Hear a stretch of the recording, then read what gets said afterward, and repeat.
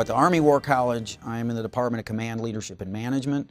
We teach, the two primary courses we teach are strategic leadership, looking at leading at the top senior levels, and then also defense management, which is a course that looks at how do we run the defense enterprise, money and resources and all that sort of stuff. Those are our two primary courses. I also graduated from the War College in 2008, so I see it both as a graduate but now also as an instructor. So when I left the War College, I went right back out to the Pacific and worked at our Army headquarters out there. And very quickly I came to realize that, wow, all the topics I took at the War College really apply out here. And that's partly why when I came back I wanted to get involved in the regional study, because I came to realize that, oh man, this is pretty cool how this all gets integrated out here. So for example, when you're out in a headquarters like that, obviously the military strategy and planning aspects go on every day, but those are immersed in defense management, strategic leadership. How does a senior leader in the Army get a large, varied unit to move on track to some objective in as unified a way as they can? It's almost like a leadership laboratory out there as you work through that. National Security Policy and Strategy, another course taught here, which looks at how does the United States government set policy, give direction, take the instruments of national power and bring them together in some sort of goal. Think of the National Security Council, the presidential administration, even Congress and some of its laws about foreign policy and trade and other things. How does that all come together in a coherent policy and strategy way?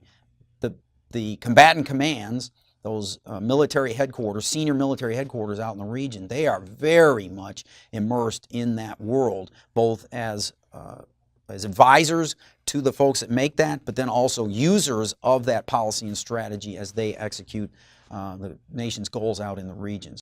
I teach the Defense Resource Management elective, so that delves more deeply into how do we manage money using what's called the Planning, Programming, Budgeting, Execution system. We take that system, break it apart, and go through all of the steps, and so the students understand by the time they finish that course kind of what the key aspects are. So Army Force Managers are change managers largely. We understand the processes, systems necessary to change, to build, change, and maintain the Army. So everything from equipment to personnel to money to deployments, all of those processes that come together in the large enterprise. Think of the Pentagon as the center of managing the military forces. Army Force Managers specialize in those kinds of activities. It was really a lot of fun, and I tell people that's where I learned the power of multiplication. You start with a good idea, you start multiplying that across the 1.018 million soldiers in the Army, or the 300 brigade size units, or the 1,200 battalions. You start doing that multiplication and it starts to become maybe less of a good idea, but that's part of what we do, is help leaders understand, yes, that's a good idea, but let's make sure you understand all of the ramifications. That's what force managers do. In our elective, most of the lessons are with guest speakers.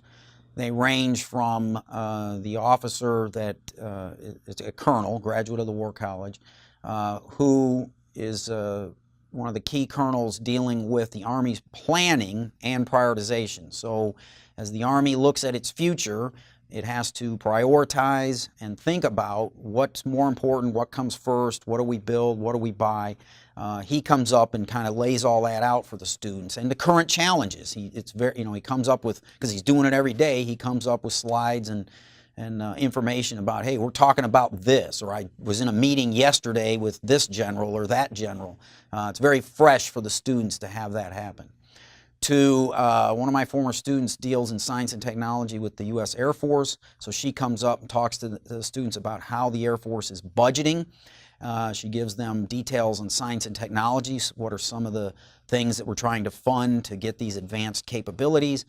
And then she also talks to them about working with Congress, because if you're doing budgeting, ultimately that goes over to the Hill, who has to give us our money through what's called the appropriations process. She's very skilled in that and dealing with that all the time.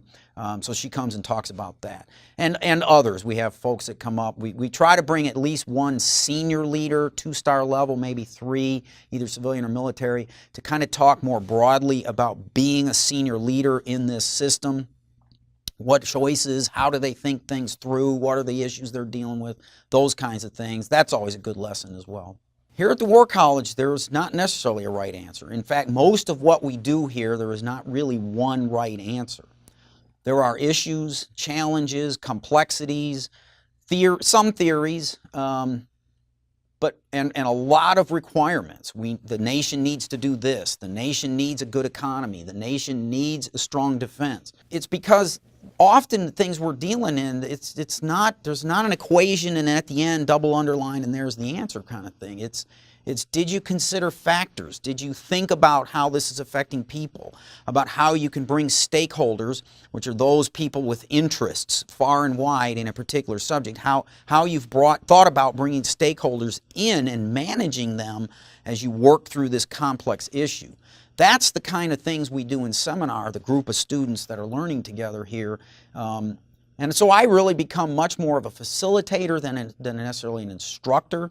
I certainly learn from all of that. Every year I pick up on different ideas, different challenges, things I hadn't considered about the region or about a particular topic, because the students come in with such good experience base from all the different jobs. We're typically getting students in here who have about 20 years in the military or government, either our government or the foreign nations that come here, about the 80 or so students that come here from other countries. So they come in with a wealth of experience and knowledge, and we help pull that together. And so they learn from each other, they learn from us, they learn from the curriculum and the readings to make them better armed when they leave here to deal with a very wide range of topics and issues they're going to have to deal with when they leave. It's pretty cool to watch the transformation happen during the 10 months that they're here.